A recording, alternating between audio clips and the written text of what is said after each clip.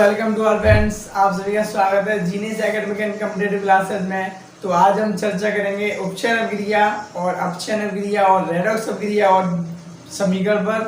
जैसे कि हमने जो पहली वीडियो डाली थी उस समय अपक्रियाएं कराई थी, तो आप उनको नीचे स्लाइड में लिंक के द्वारा देख सकते हैं। आइए चर्चा करते हैं उपचयन अपक्रिया। उपचयन अपक्रिया उपचयन अपक्रिया क्या है? तो जैसे उपचयन अपक्रिया के समय जब किसी पदार्थ में ऑक्सीजन की वृद्धि होती है तो उसे हम कहते हैं उपचयन अपक्रिया। जैसे अपक्रिया के समय जब किसी पदार्थ में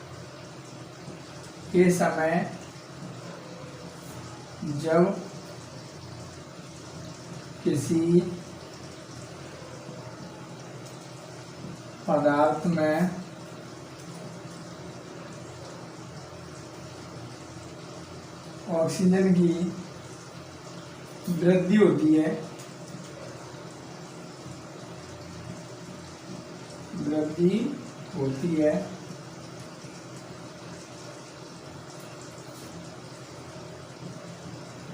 उसे उपचयन अपक्रिया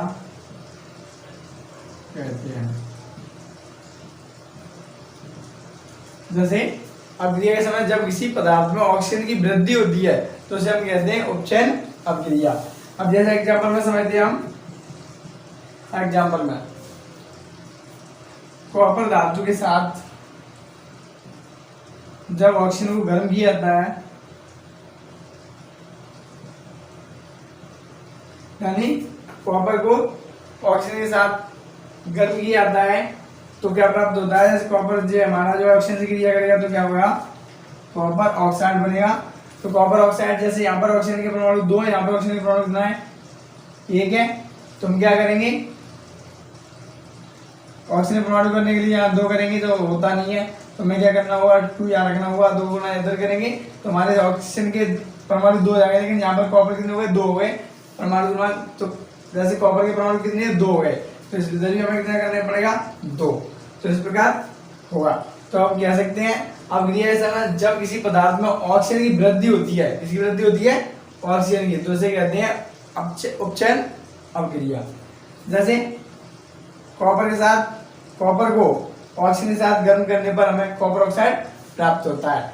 अब जो कॉपर ऑक्साइड जो है, कॉपर ऑक्साइड जो है वो काला पड़ जाता है। कैसा पड़ जाता है कॉपर ऑक्साइड?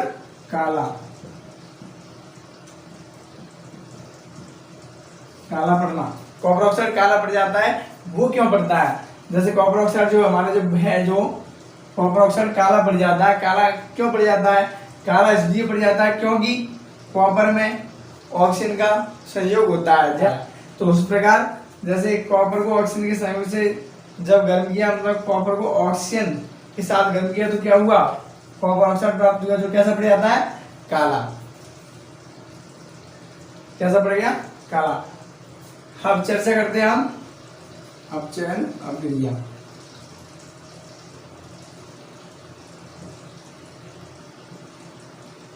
अपचयन अपक्रिया क्या होती है?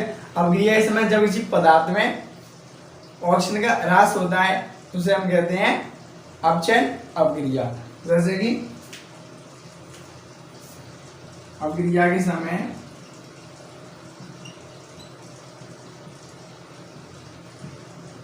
जब किसी पदार्थ में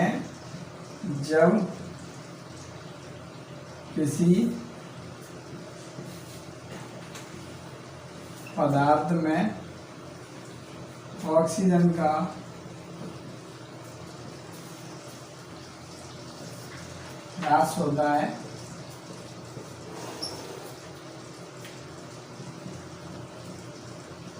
ह्रास होता है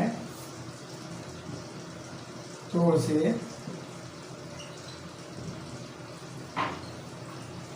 अपचयन अपक्रिया कहते हैं।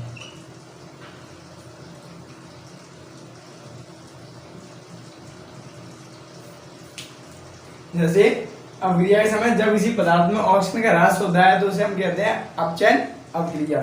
जैसे एग्जाम्पल में समझते हैं,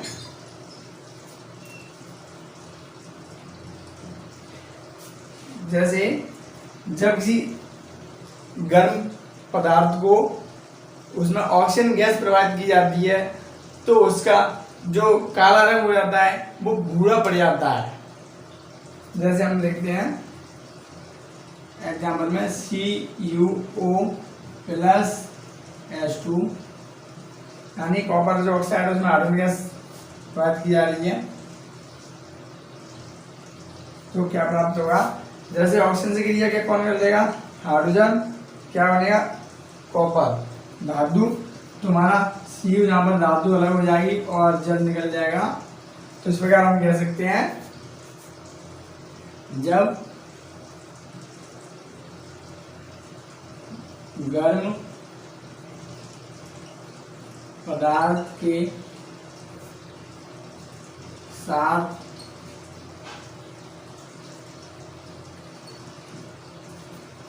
हाइड्रोजन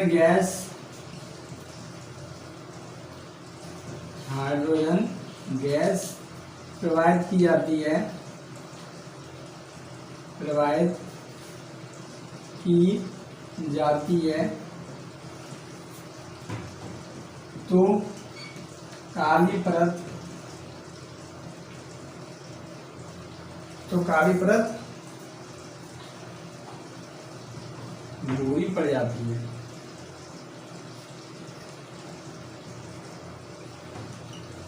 काली परत कैसे पड़ जाती है, भूरी, जैसे भूरी है भूरे रंग की,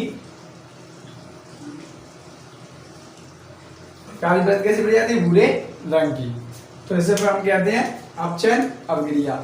जैसे हमने इसमें देखा था अपक्रिया के समय जब किसी पदार्थ में ऑक्सीजन की वृद्धि होती है तो उसे हम उपचयन अपक्रिया कहते हैं। उपचयन अपक्रिया में जैसे हमने किया था कॉपर के साथ ऑक्सीजन गैस प्रवाहित की थी तो क्या प्राप्त हुआ, कॉपर ऑक्साइड। अब ये काला पड़ा था, काला क्यों पड़ा था, काला इसलिए पड़ा था क्योंकि इसमें ऑक्सीजन का संयोग हुआ, इसलिए कॉपर ऑक्साइड कैसा पड़ेगा था, काला। अब भूरा क्यों कैसे पड़ेगा तो उसके बाद में जानेंगे। जैसे हमने अपचयन अपक्रिया की, अपचयन अपक्रिया में क्या था, अपक्रिया के समय जब किसी पदार्थ में ऑक्सीजन का ह्रास होता है तो उसे हम कहते हैं क्या, अपचयन अपक्रिया। तो अपचयन अपक्रिया में हमने किया था जैसे गर्म पदार्थ था हमारा कॉपर ऑक्साइड, उसमें हमने प्रवाहित की हाइड्रोजन गैस। हाइड्रोजन गैस प्रवाहित करने पर हमें कॉपर धातु और जल प्राप्त हुआ।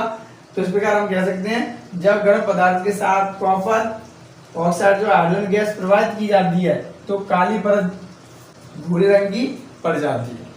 तो हम चर्चा करते हैं रेडॉक्स अपक्रिया। रेडॉक्स अपक्रिया जब किसी अपक्रिया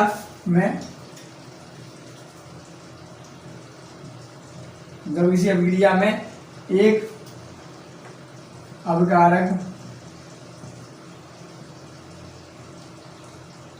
उपचयित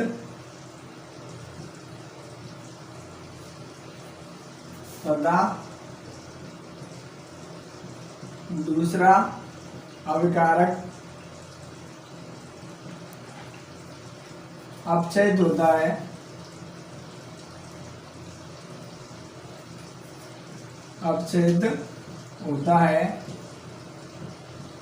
तो उसे रेडॉक्स अपक्रिया कहते हैं। रेडॉक्स अपक्रिया कहते हैं।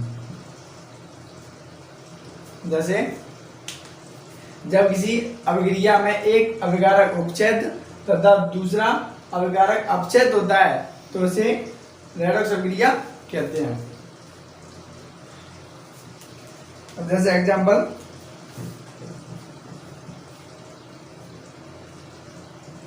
जिंक ऑक्साइड के साथ कार्बन की उपस्थिति में क्या बनता है, जैसे हम यहाँ पर जो कार्बन जो हमारा है कार्बन इसी की जगह लेगा ऑक्सीजन से तो क्या बनाएगा, कार्बन मोनोऑक्साइड प्लस जिंक धातु अलग हो जाएगी। तो इस प्रकार हमारा क्या हुआ, अवकारक में जो हमारी अवक्रिया है, ये वाली ये अवक्रिया है, इस अवक्रिया में क्या हुआ, एक अवकारक उपचयित हुआ, जैसे ये उपचयित हुआ है कार्बन मोनोऑक्साइड, और दूसरा अपचयित हुआ है, तो इसे हम कहते हैं रेडॉक्स अवक्रिया। जैसे एक एग्जांपल और समझते हैं, MnO2 प्लस 4HCl, फिर तुम्हारा क्या बनता है, जैसे अब यहाँ पर हम देख सकते हैं, जैसे मैग्नीज जो है हमारा, मैग्नीज क्रिया कर जाएगा Cl से, तो क्या बन जाएगा, मैग्नीज क्लोराइड प्लस हाइड्रोजन जो हमारा है, हाइड्रोजन क्रिया कर जाएगा ऑक्सीजन से, तो हमारा यहाँ पर बन जाएगा जल प्लस, अब जैसे हम देख सकते हैं, जैसे 4 यहाँ पर क्या है, हाइड्रोजन के परमाणु कितने हैं, 4, क्लोरीन के परमाणु कितने हैं, 4, तो यहाँ पर हम देख सकते हैं मैग्नीज क्लोराइड MnCl2। अब यहाँ पर हाइड्रोजन के परमाणु कितने थे, 4, तो हाइड्रोजन के परमाणु 4 हैं, तो हाइड्रोजन यहाँ पर कितने परमाणु हुए, 2, हमें कितने करने हैं यहाँ पर 4, तो हम क्या करते हैं यहाँ पर 2 का गुणा करते हैं, 2 दूनी 4, हाइड्रोजन के परमाणु कितने हो जाएंगे 4। हम देख सकते हैं ऑक्सीजन के परमाणु कितने, 2, ऑक्सीजन के परमाणु यहाँ पर कितने हो गए 2, मैग्नीशियम परमाणु कितना है 1, तो परमाणु कितना है 1 है। अब यहाँ पर हम देख सकते हैं, जैसे Cl जो है क्लोरीन है, क्लोरीन परमाणु कितने हैं 4, और जब यहाँ पर कितने हैं 2, तो हमारा बच क्या रहा है, ओनली ये बच रहा है Cl2, तो हम यहाँ ले सकते हैं Cl2 जो क्लोरीन गैस हो जाएगी। तो इस प्रकार हमारा समीकरण संतुलित है। तो क्या होता है, जैसे हमें इसमें क्या हुआ, पहला जो है उपचयित अभिकारक हुआ, और दूसरा अभिकारक जो हुआ था वो अपचयित हुआ, तो इस प्रकार हम कह सकते हैं रेडॉक्स अवक्रिया। अब हम चर्चा करते हैं रिएक्शन यानी अवक्रिया किस प्रकार करते हैं। तो आइए देखते हैं, जैसे कि सोडियम के यहाँ पर परमाणु कितने हैं 2, और यहाँ पर सोडियम परमाणु कितना है 1 है, तो हमें यहाँ कितने करने होंगे 2, तो यहाँ पर सोडियम परमाणु कितने हो गए 2 हो गए, और यहाँ पर भी 2 हो गए। अब देखते हैं कार्बन के परमाणु कितना है, यहाँ पर 1 ही है, जैसे कुछ भी नहीं है, मान के चलते जैसे यहाँ पर कितना है तो 1 ही है, कुछ भी नहीं है माना, जैसे कुछ नहीं होता है तो वहाँ पर 1 माना जाता है, तो कार्बन यहाँ पे 1 है और यहाँ पर भी 1 है।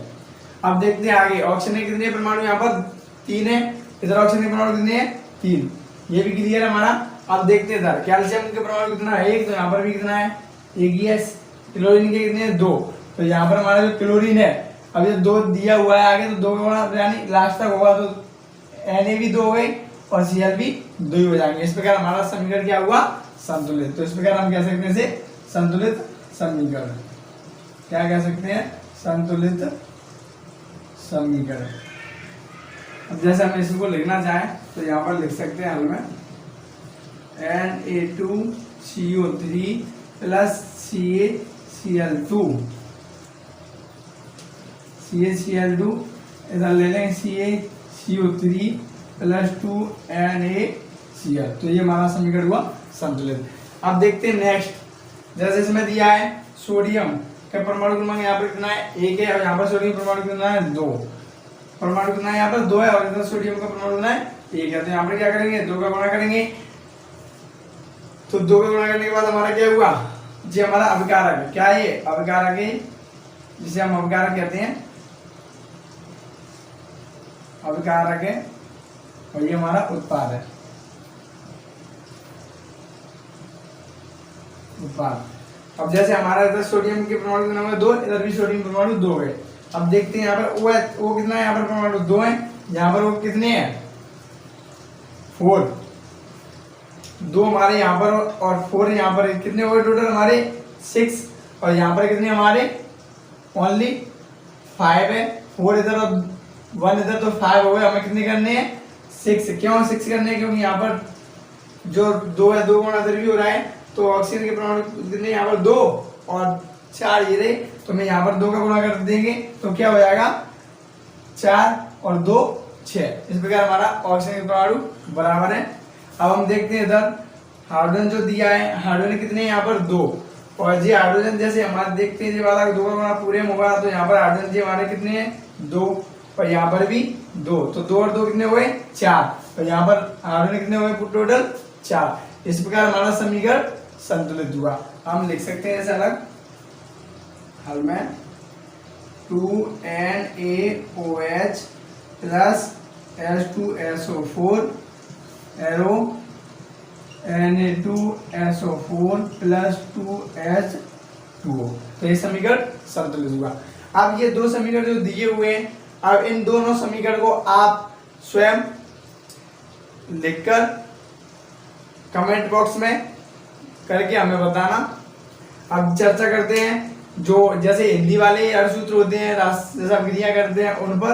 अब जैसे चर्चा करते हैं हम अवक्रियाओं के लिए रासायनिक समीकरण लिखना। जैसे किस प्रकार अवक्रियाओं के लिए रासायनिक समीकरण लिखेंगे, तो जैसे हमारा दिया है calcium hydroxide plus carbon dioxide क्रिया कराई आ रही है, तो क्या प्राप्त हो रहा है, कैल्शियम कार्बन प्लस जल। तो हम इसको रासायनिक समीकरण कैसे लिखेंगे, जैसे हम कैल्शियम हाइड्रोक्साइड हमने बताया था भुजे हुए चूने को बोलते हैं, तो किसे क्या होगा, जैसे हम लिख सकते हैं इसे CaOH का होल ट्वाइस क्या हो गया हमारा कैल्शियम हाइड्रोक्साइड प्लस इधर क्या है कार्बन डाइऑक्साइड है तो CO2 हो जाएगी, एरो लगा हुआ है, एरो लगा देंगे। इधर कैल्शियम कार्बोनेट है तो CaCO3 प्लस जल का सूत्र होता है H2O। अब हम समीकरण देखते हैं संतुलित है या नहीं है। जैसे कि कैल्शियम यहाँ पर एक, यहाँ पर भी कैल्शियम एक है, हाइड्रोजन के परमाणु दो हैं, ऑक्सीजन के भी परमाणु दो हैं, और यहाँ पर ऑक्सीजन के परमाणु कितने हैं, दो। तो ऑक्सीजन के परमाणु कितने हो गए, टोटल 4 हो गए। और जबकि यहाँ पर ऑक्सीजन के परमाणु कितने हैं, दो, एक तो ये रहा और 3, कितने हुए, 4 हो गए। तो इधर भी कितने थे, 2 और 2 4 हो गए हमारे पूरे। अब जैसे कार्बन कितना एक है, तुम्हारा कार्बन यहाँ पर एक है, तो समीकरण हमारा संतुलित है। अब जैसे इस पर बात करते हैं अगले पर, जैसे जिंक क्या होता है Zn प्लस सिल्वर नाइट्रेट का क्या होता है AgNO3। आगे जिंक नाइट्रेट, जैसे हमने यहाँ पर जैसे जिंक हुआ है, जिंक को हमने किससे किया, इससे कराएंगे तो बन जाएगा हमारा जिंक नाइट्रेट, क्या बन जाएगा, जिंक नाइट्रेट प्लस क्या है इधर सिल्वर, तो सिल्वर क्या होती है Ag।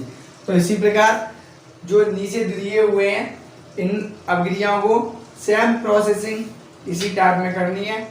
तो दोस्तों अगर आपको हमारी वीडियो पसंद आई हो तो लाइक करें और शेयर करें और चैनल को सब्सक्राइब करें और अपने दोस्तों को भी शेयर करें। और जो चैप्टर हमारा फर्स्ट था वो यहीं पर समाप्त होता है हमारा। अब अगली वीडियो में हम बात करेंगे चैप्टर 2 की। और हमारे फेसबुक पेज से जुड़ने के लिए नीचे डिस्क्रिप्शन में लिंक दी जाएगी, उसको ओपन करके आप फेसबुक पेज पर जुड़ सकते हैं। नीचे टेलीग्राम चैनल की लिंक दी जाएगी, उसको आप ओपन करके उसमें आपको जो PDF प्रोवाइड होंगे उनको आप ओपन करके देख सकते हैं। धन्यवाद।